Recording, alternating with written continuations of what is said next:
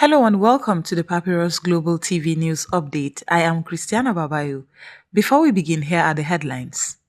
Outrage as Ambassadorial Nominee fails to name senators during Senate screening. Ex-Governor Chris Ngige arrested in Abuja, EFCC confirms custody.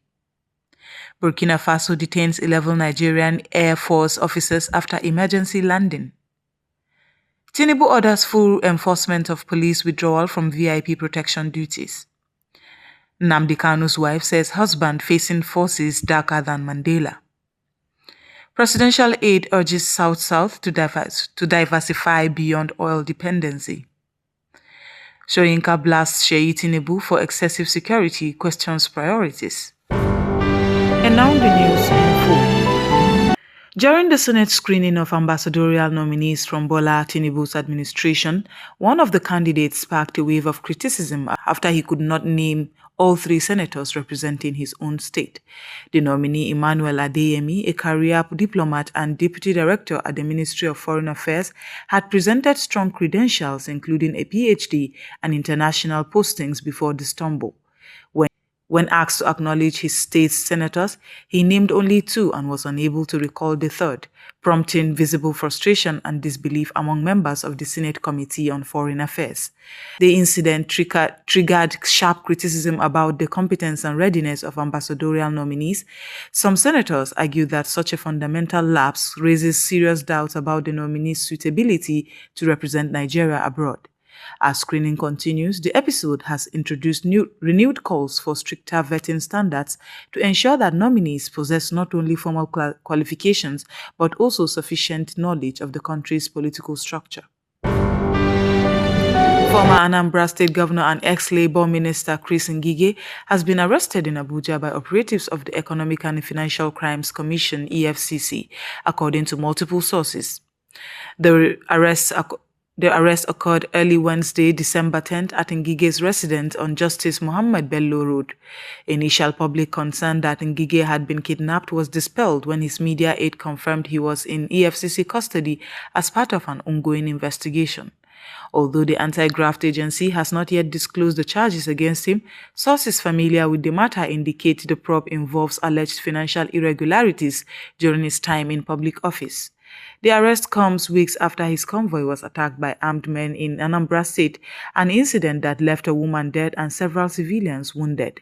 Security agencies are currently tightening investigations and media chatter continues as Nigerians await more details about the circumstances that led to his detention. Authorities in Burkina Faso have detained 11 personnel from the Nigerian Air Force NAF after a C-130 cargo plane made an emergency landing in Bobo Dioulasso on December 8, 2025.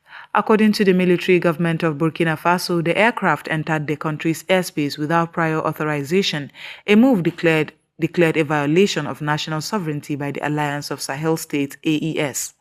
Upon landing, all 11 crew and passengers were taken into custody and investigations were immediately launched.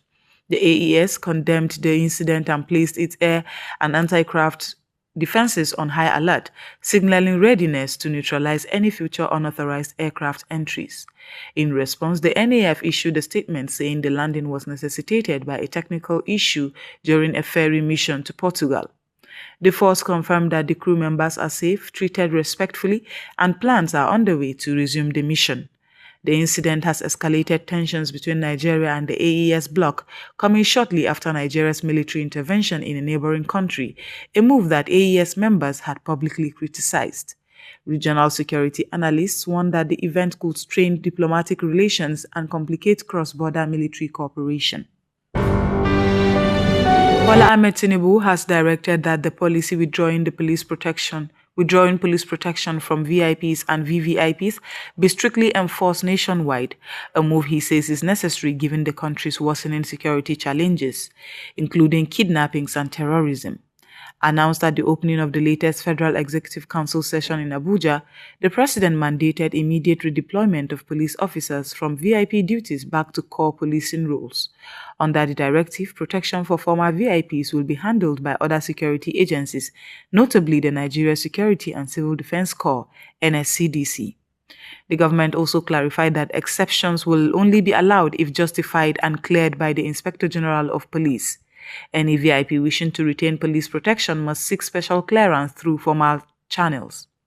This policy shift is part of a broader effort to reallocate security resources to address nationwide threats to public safety rather than concentrate them on individuals in view of limited manpower and rising insecurity across Nigeria.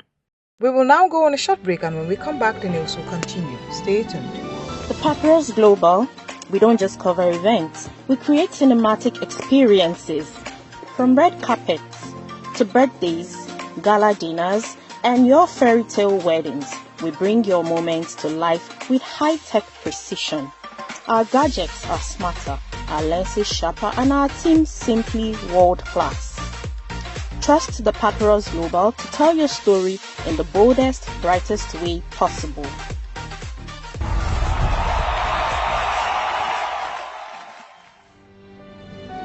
Welcome back, and now the news will continue.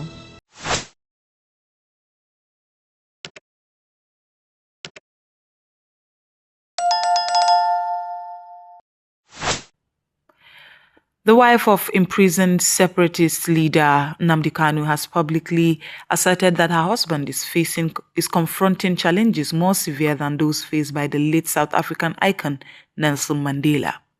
In a statement shared on social media, she described her husband not as not a terrorist, but rather a freedom fighter whose struggle draws solidarity from youths, students, and supporters across the Igbo community and diaspora. Her remarks have stoked new debate around the status of Kanu's detention, his trial, and the broader issues of activism, identity, and justice in Nigeria, especially among communities sympathetic to his cause. The comments may deepen political fractures while raising fresh calls for transparency and fairness. A senior aide to President Gift Jumbo, who serves as Senior Special Assistant to the President on Community Engagement South-South, has urged the South-South region of Nigeria to reduce its over-reliance on oil and gas by embracing a diversified and innovation-driven economy.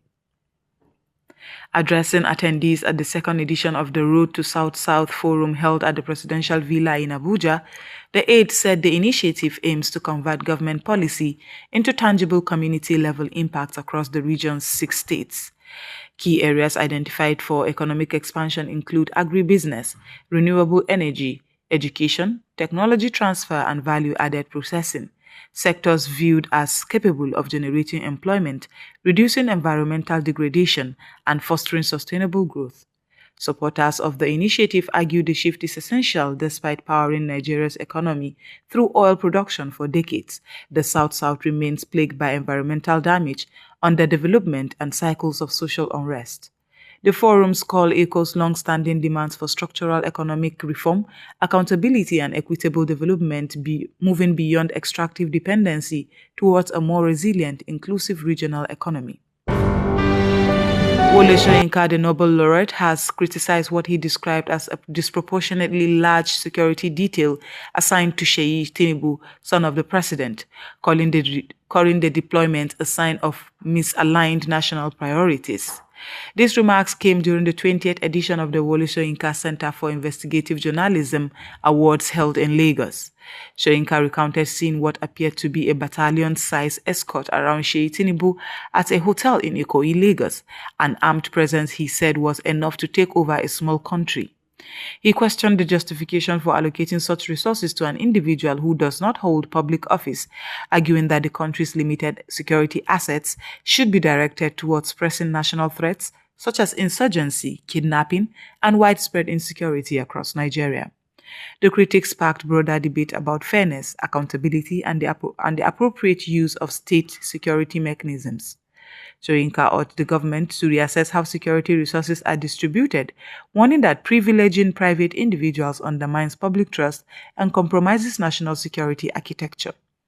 And that's all we have on the news update on Papyrus Global TV. My name is Christiana Babayo. Thanks for joining us.